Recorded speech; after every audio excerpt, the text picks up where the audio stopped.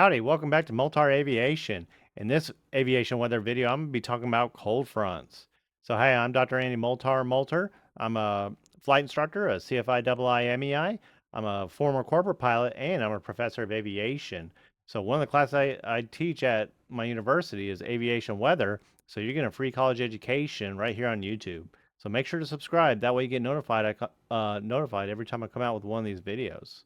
So, a cold front occurs when a mass of cold, dense, and stable air advances and replaces a body of warmer air.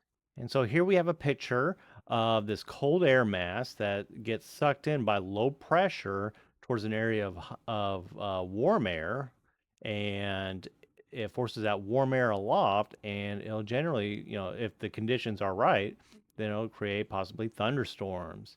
And so, here at the top, our aviation weather charts.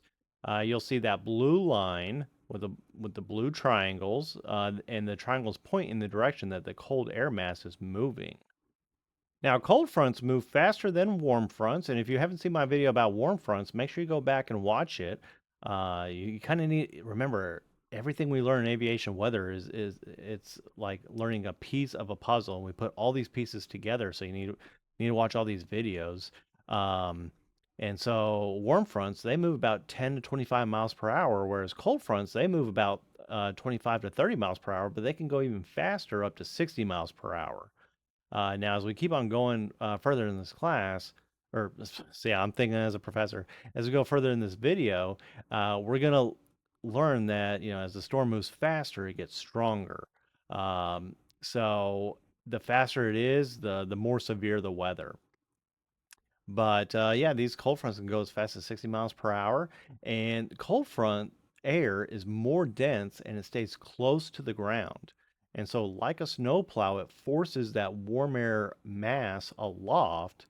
And we'll talk about it later in future videos, but we're going to talk about the lapse rate. And the faster that the temperature decreases with an increase in altitude, the less stable the air is.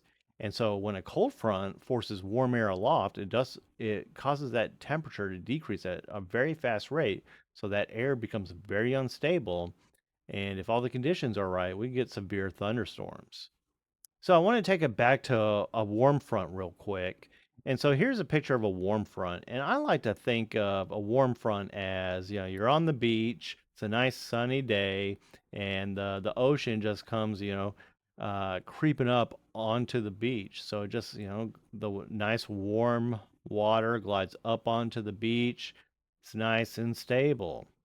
But with a cold front, this cold air mass comes slamming in like a tidal wave, and it forces all that warm air aloft. That warm air decreases in temperature at a very fast rate, becomes very unstable, and then we can get our cumulonimbus clouds or thunderstorm clouds. And so, anytime you hear a cold front coming when you're watching the news in the morning and the meteorologist says, "Hey, there's a cold front coming," and you as a pilot, you should think, "Oh man, that could be bad flying weather." All right, well, that's all I have for you in this video. So in the next video, I'm going to be talking about stationary fronts. So make sure you subscribe. That way you get notified when that video comes out. And, if you have any questions, leave them in the comment section below. I'm happy to answer them. I read every comment. I try to reply to every comment. So, all right, well, thanks for watching.